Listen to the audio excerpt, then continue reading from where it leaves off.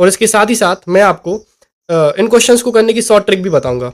और हम पढ़ के आए हैं कि जो रिमाइंडर होगा वो दूसरे वाले नंबर से तो हमेशा छोटा ही होगा, मतलब 36 तो ऑप्शन नहीं हो सकता है। अगर हम ऑप्शन को चेक करें, देखो इसमें 15 लिखा हुआ है, 15 कोई प्राइम नंबर नहीं है, ये तो कैंसिल आउट हो गया। 9 कोई प्राइम नंबर नहीं है, ये भी कैंसिल आउट हो गया। और 6 भी कोई प्राइम नंबर नहीं है, तो ये भी कैंसिल आउट हो गया।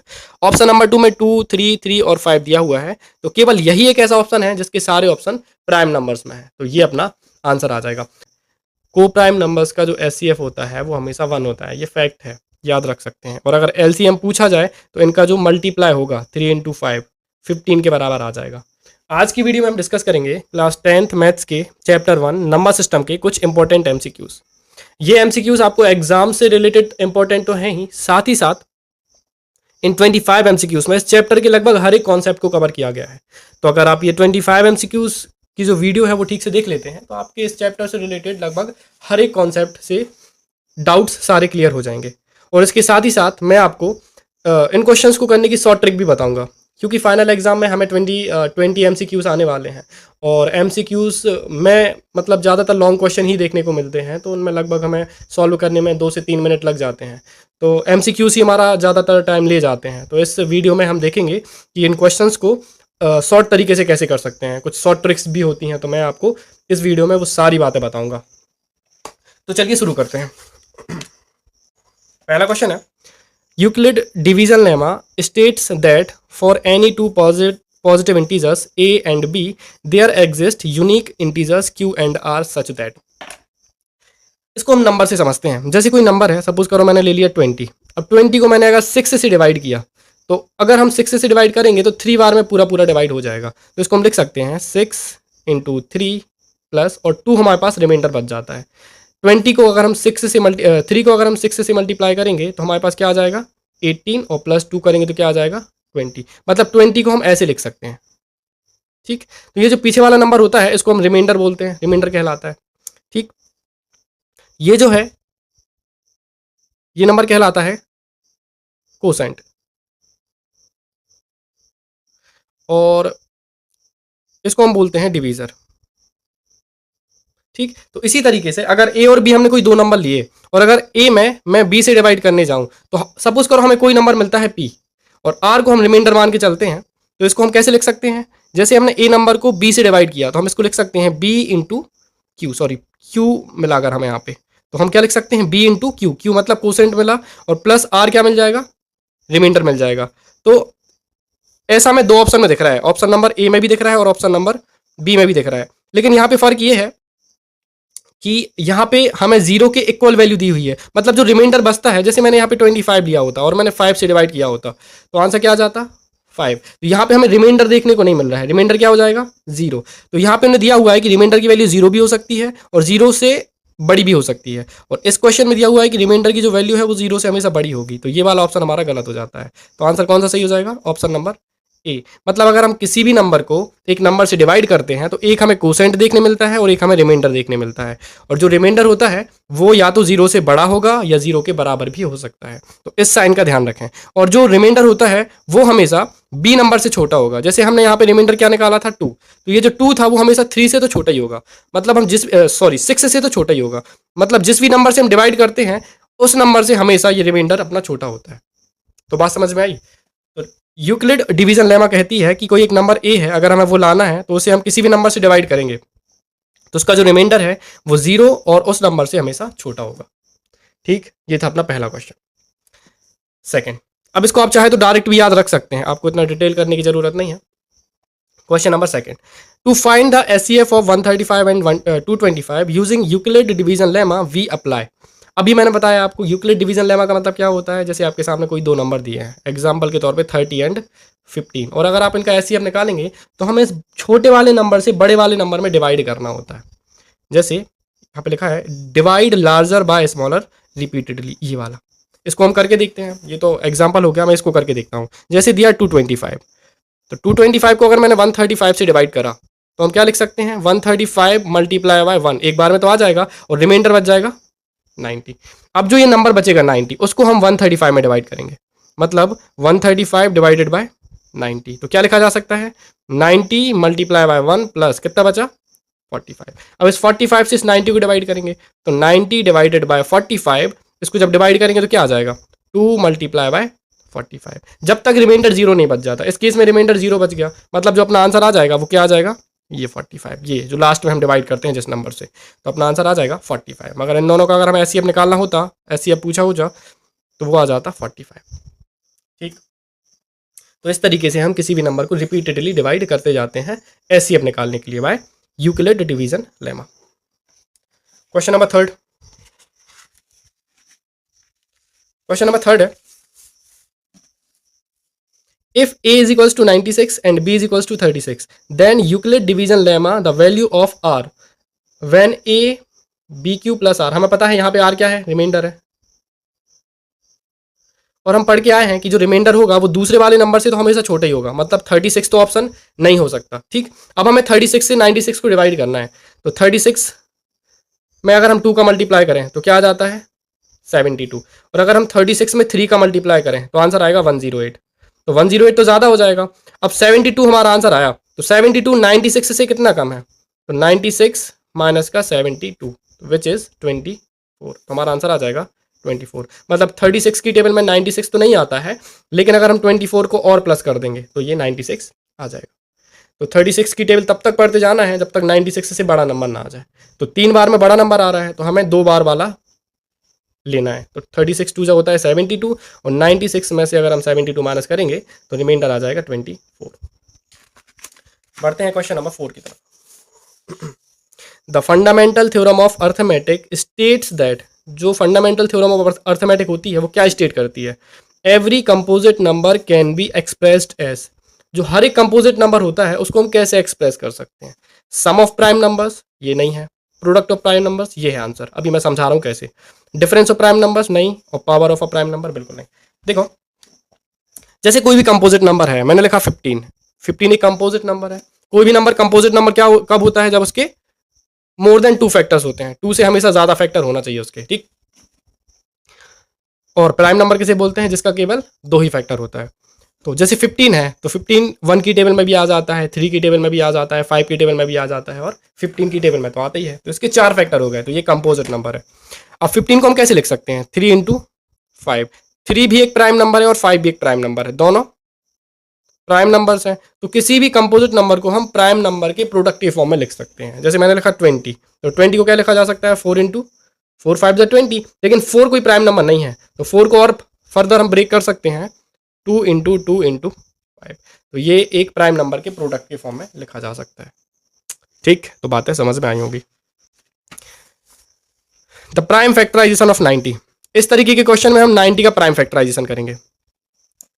लेकिन जब भी एग्जाम ऐसे क्वेश्चन आए तो एक बार ऑप्शन को जरूर चेक कर लिया करें। अगर हम ऑप्शन को चेक करें, देखो इसमें 15 लिखा हुआ है, 15 कोई प्राइम नंबर नहीं है, ये तो कैंसिल आउट हो गया। 9 कोई प्राइम नंबर नहीं है, ये भी कैंसिल आउट हो गया, और 6 भी कोई प्राइम नंबर नहीं है, तो ये भी कैंसिल आउट हो गया।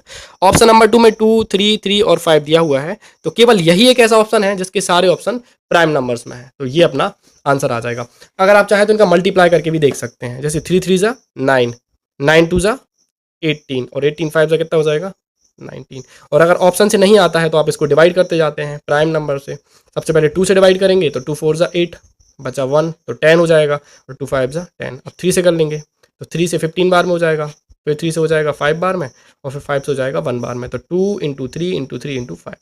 तो प्राइम फैक्टराइजेशन मेथड तो है ही, लेकिन अगर ऑप्शन से आप कैंसिल आउट कर पाते हैं तो वो ज़्यादा आपका टाइम बचा पाएगा। ठीक, next, the number of times a prime number occur in the prime factorization is called. जैसे अपन ने यही क्वेश्चन करा, जैसे मैंने 90 को लिखा था, तो 2 इंटू 3 इंटू 3 इंटू 5, तो 2 कितनी बार आया था, 1 बार आया था, 3 कितनी बार आया था, 2 बार आया था, और 5 कितनी बार आया था, 1 बार आया था। तो ये पूछ रहे हैं कि जो नंबर ऑफ टाइम्स है, जैसे 3 2 बार आया तो इसको हम बोलते क्या हैं, तो इसको बोलते हैं मल्टीप्लिसिटी।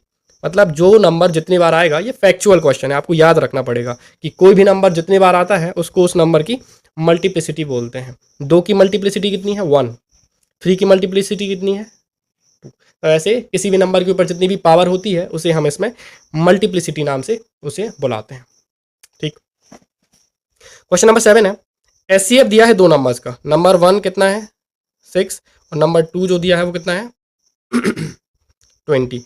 इनका जो एचसीएफ है वो कितना दिया है 2, और इनका जो एलसीएम है वो कितना दिया है 60। हमें बताना है इनका एचसीएफ और एलसीएम कितना होगा, तो एचसीएफ मल्टीप्लाई बाय LCM, ये हम पहले पढ़ के हुआ आए हैं। इसका आंसर होता है प्रोडक्ट ऑफ टू नंबर्स। तो पहला नंबर कितना था 6 और दूसरा नंबर कितना था 20, तो आंसर आ जाएगा 6 इंटू 20। तो ये वाला अपना ऑप्शन आ जाएगा। अगर आप 6 और 20 का मल्टीप्लाई करते हैं तो आंसर कितना आ जाएगा 120, जो कि इसके बराबर भी आ सकता है। तो ये शायद मिसप्रिंट हो गया होगा। तो एग्जाम में अगर ऐसे दो सेम ऑप्शन मिलते हैं तो आपको यही लगा के आना है 6 इंटू 20। और अब थोड़ा सा ध्यान से चेक करेंगे, शायद ये मिसप्रिंट हो गया होगा, 120 यहाँ पे नहीं होना था। ठीक, और यहाँ पे देखो 2 इंटू 60 भी कर रहे हैं तो भी कितना आ रहा है 120। तो अगर ऐसे सेम ऑप्शन मिल जाते हैं जिनका मल्टीप्लाई करने पर भी 120 आ रहा है, तो आप वही वाला आंसर लगा के आएंगे जिसमें दोनों नंबर की फुल वैल्यूज लिखी हो। जैसे यहाँ पे यहाँ पे 6 और यहाँ पे 20, तो 6 इंटू 20 वाला अपना ऑप्शन हो जाएगा। तो फिर ऑप्शन को थोड़ा सा चेक कर लेना आप कि जिन ऑप्शन को जिससे मैच हो रही होगी ये वैल्यू। बाकी अगर ऐसे क्वेश्चन आएंगे तो एग्जाम में सेम वैल्यू नहीं मिलेगी, इनका मल्टीप्लाई करके भी 120 आ रहा है और ये तो 120 लिखा ही हुआ है, तो ऐसे ऑप्शंस नहीं मिलेंगे। तो इसका आंसर क्या था 120। ठीक, चलिए बढ़ते हैं क्वेश्चन नंबर 8 की तरफ।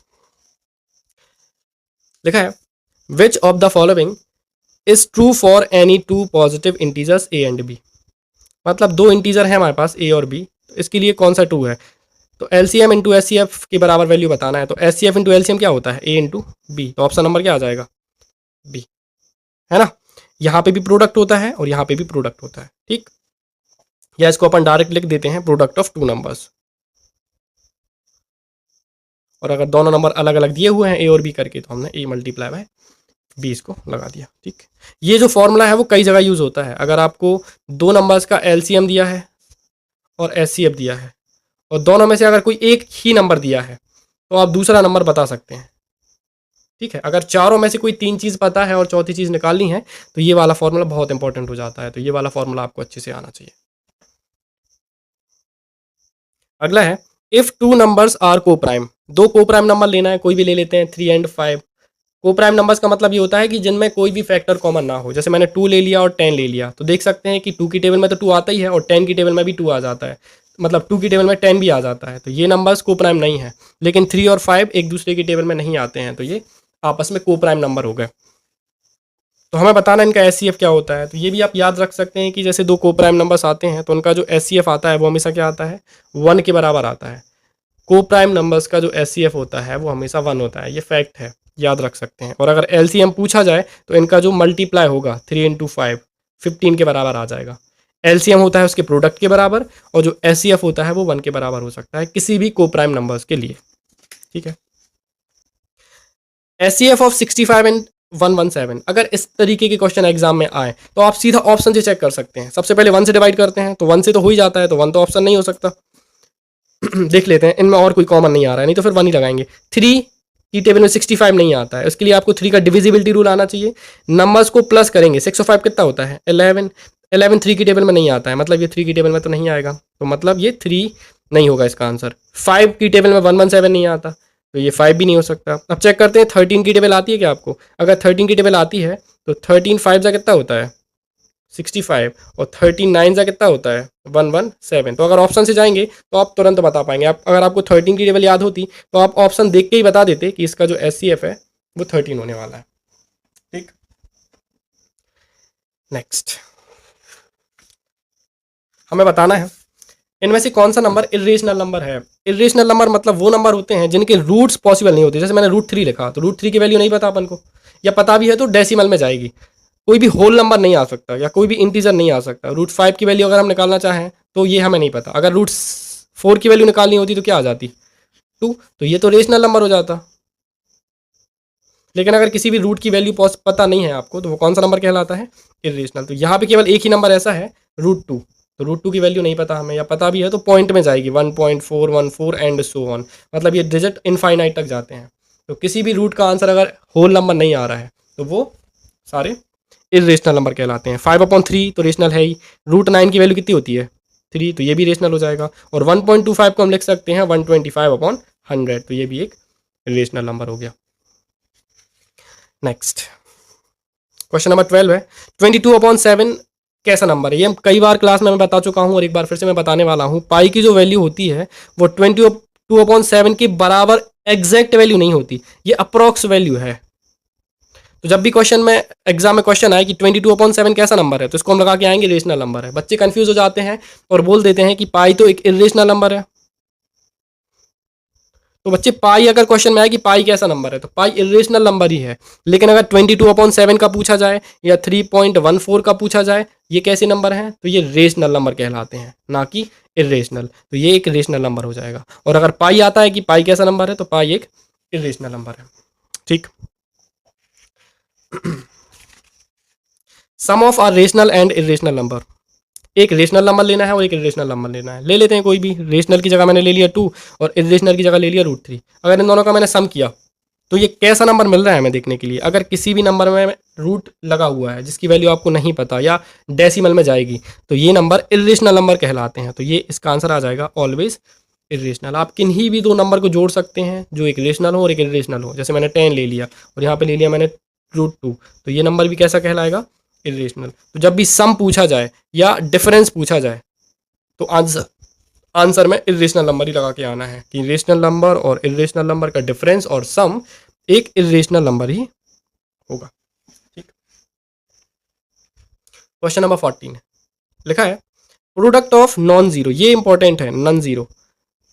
एक नॉन जीरो रेशनल नंबर लेना है, मैंने 3 ले लिया, और इरेशनल नंबर लेना है तो मैंने ले लिया √2। अब जब इन दोनों का मल्टीप्लाई करेंगे तो आंसर आ जाएगा 3√2। और 3√2 भी एक कैसा नंबर है, ये एक इरेशनल नंबर है। तो इसका आंसर भी क्या आएगा, हमेशा इरेशनल ही रहेगा। लेकिन अगर यहाँ पे नॉन जीरो की जगह कुछ नहीं लिखा होता, कुछ भी नहीं लिखा होता, सीधा लिखा होता कि the product of rational and irrational number, तो रेशनल नंबर में तो जीरो भी आ जाता है। और जीरो में किसी भी नंबर का इरेशनल नंबर का मल्टीप्लाई करेंगे, चाहे किसी भी नंबर का मल्टीप्लाई करें, तो जीरो ही आता है। तो फिर हम आंसर लगाते हैं रेशनल या इरेशनल। लेकिन इन्हें हमें लिख के दिया है कि नॉन जीरो नंबर लेना है, और जब नॉन जीरो नंबर हमने लिया तो वो हमेशा इरेशनल होगा, ऑलवेज इरेशनल। मतलब इस क्वेश्चन का आंसर बन जाता है ऑलवेज इरेशनल। अगर यहाँ पे नॉन जीरो नहीं होता तब हम रेशनल और इरेशनल दोनों लगा सकते थे। चलिए बढ़ते हैं क्वेश्चन नंबर 15 की तरफ। क्वेश्चन नंबर 15 है एलसीएम ऑफ 2 को प्राइम नंबर्स। अभी बताया था लास्ट पेज पर, अगर 2 को प्राइम नंबर हैं, जब हमने 3 और 5 का एग्जांपल लिया था, तो इनका जो एचसीएफ होता है वो कितना होता है, 1। और जिनका जो एलसीएम होता है वो किसके बराबर होता है, इनके प्रोडक्ट के बराबर होता है। तो ऑप्शन नंबर बी इसका आंसर आ जाएगा। अगर एचसीएफ पूछा होता तो 1 आ जाता। ठीक। चलिए, if 2 positive integers A and B are such that, दो नंबर कौन कौन से हैं, ए एंड बी दो नंबर्स हैं। ठीक है। इनका जो एचसीएफ है वो कितना है, एच। इनका जो एलसीएम है वो कितना है, 1।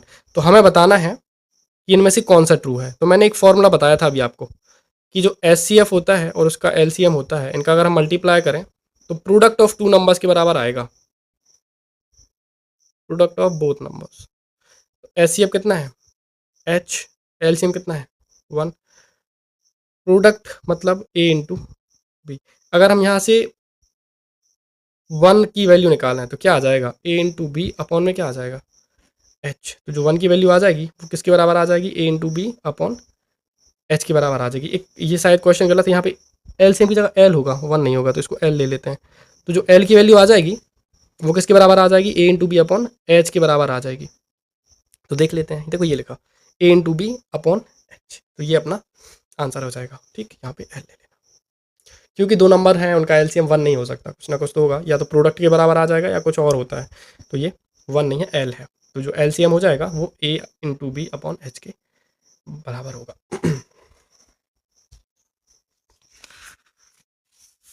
क्वेश्चन नंबर 17 देखा है, if 2 numbers A and B are co prime.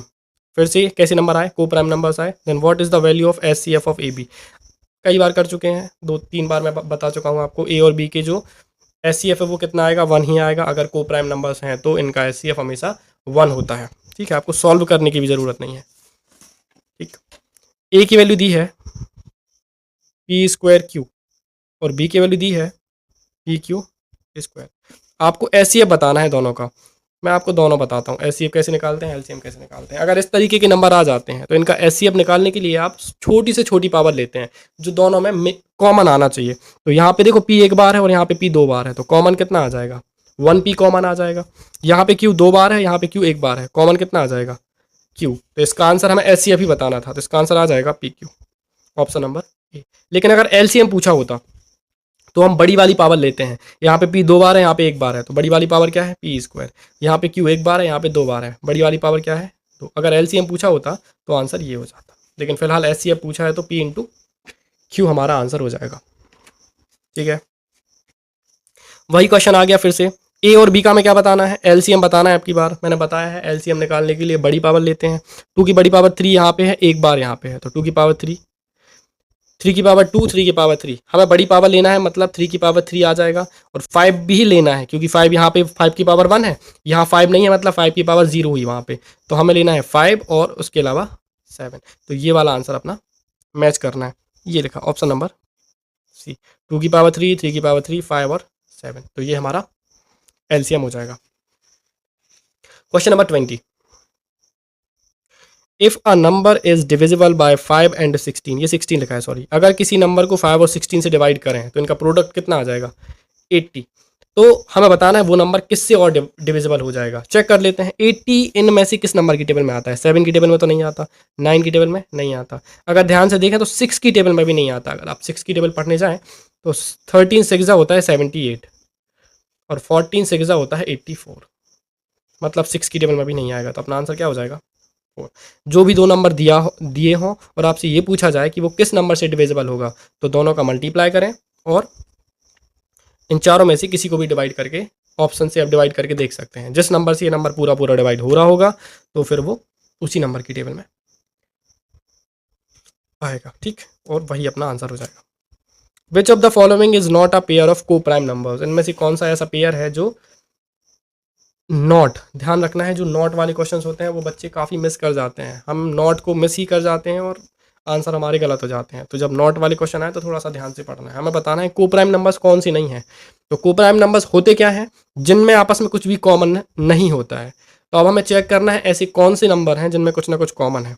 25 और 12 किसी सेम नंबर की टेबल में नहीं आते, तो ये तो को प्राइम नंबर का पेयर हो गया, मतलब ये ऑप्शन नहीं है अपना। 5 और 9 ये भी किसी नंबर की पेयर में, किसी नंबर की टेबल में नहीं आते, मतलब ये भी को प्राइम नंबर्स हैं। हमें बताना है जो को प्राइम नंबर्स नहीं है।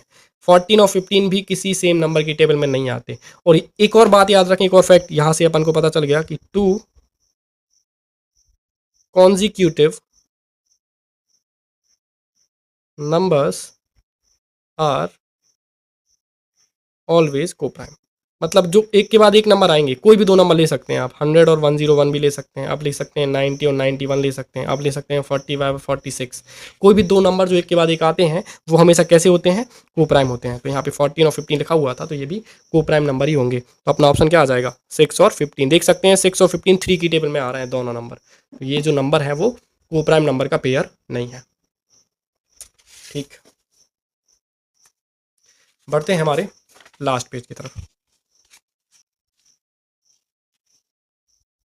दिया है the HCF of two numbers is 1, दो नंबर का जो एचसीएफ है वो कितना है 1 है, और जो प्रोडक्ट है वो कितना है 693। तो अपन लगा सकते हैं product of two numbers is equals to 693, लिख लिया। इसका जो आंसर होता है वो एलसीएम इंटू एचसीएफ के बराबर होता है, इज इक्वल्स टू 693 दिया हुआ है। ठीक है, उनमें से एक नंबर उन्होंने दिया है, एक नंबर कितना है 11, तो एलसीएम इंटू एचसीएफ की वैल्यू कितनी आ जाएगी 693। ठीक, तो जब दोनों नंबर में से एक नंबर पता है हमें 11, दूसरा नंबर नहीं पता तो उसको बी मान ले रहा है, और उनका प्रोडक्ट कितना दिया है 693। हमसे पूछा है जो अदर नंबर होगा वो क्या हो जाएगा, तो वह अदर नंबर क्या हो जाएगा 693 अपॉन 11। 11 से ये नंबर कट जाएगा तो 11 6 जा 66, 11 3 जा 33, तो आंसर कितना आ जाएगा 63। दोनों नंबर का जो प्रोडक्ट था वो 693 के बराबर था। 11 से हम डिवाइड करेंगे तो अपना आंसर आ जाएगा। ठीक है, सॉरी।